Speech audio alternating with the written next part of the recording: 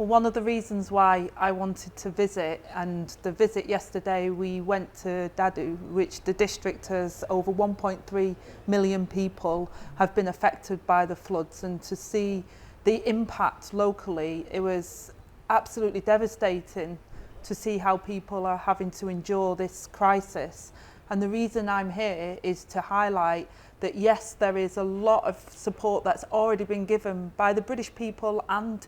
by the British government, but we mustn't be complacent about that. There is a need for us to continue that support, but have some sustainability and longevity about that, so that when we recover, when we build back, we have to make sure that it's in a sustainable way and that we're able to support that more longer term, rather than, an immediate reaction to a crisis. How are we going to protect people into the future, especially given that climate change is such a real issue and is having such a devastating impact? So we have the COP27 meeting in Egypt next month.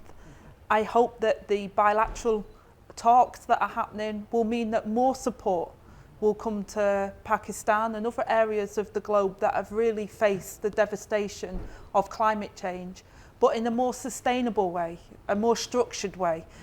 It's amazing, the generosity, over £25 million from the British people and over 16.5 million from the British government. But we need a more sustainable way of making sure that people are not as devastated, the lives that have lost, the disruption that has happened. We need to try and prevent this going forward into the future. Well, the UK Labour Party have said we want climate as one of our 4 pledges of how we look at international development, so that we're really trying to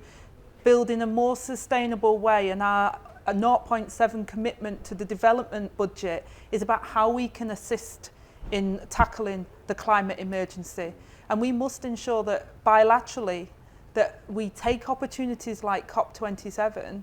to highlight these issues, but really start to target how we will internationally respond to what unfortunately will happen, but also how we take responsibility ourselves. So we had our conference last week, and Keir Starmer announced Great British Energy, which was a public company which is around renewable energy, which means that the UK will become more